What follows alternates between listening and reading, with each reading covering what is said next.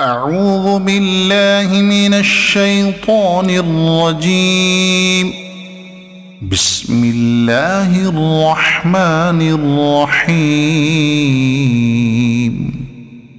قال إنه يقول إنها بقرة لا ذلول تثير الأرض ولا تسقي الحرث مسلمة لا شية فيها.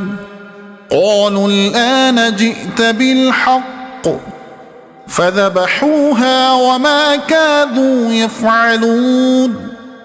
وإذ قتلتم نفسا فادارأتم فيها والله مخرج ما كنتم تكتمون.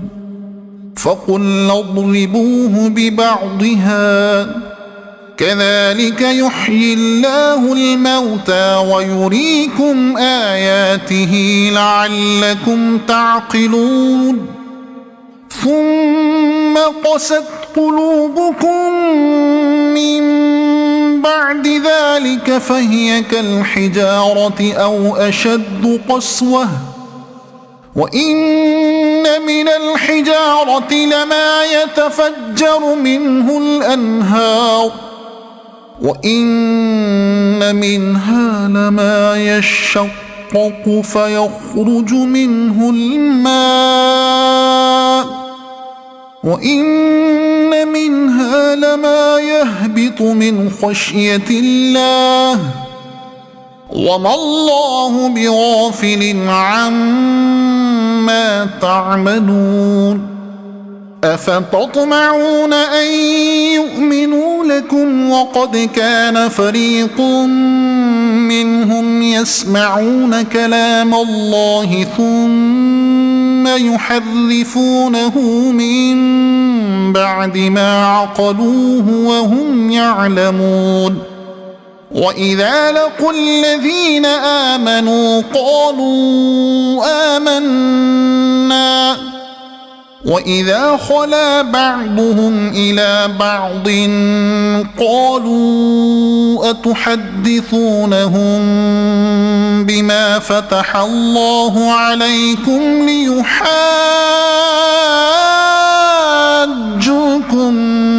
به عند ربكم أفلا تعقلون. أولا يعلمون أن الله يعلم ما يسرون وما يعلنون. ومنهم أميون لا يعلمون الكتاب إلا أماني وإن هم إلا يظنون.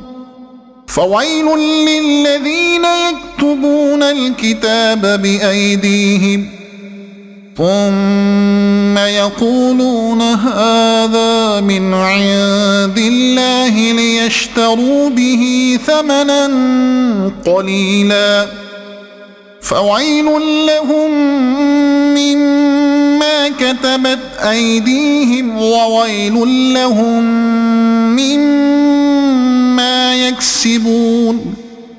وقالوا لن تمسنا النار إلا أياما معدودة قل أتخذتم عند الله عهدا فلن يخلف الله عهده أم تقولون على الله ما لا تعلمون.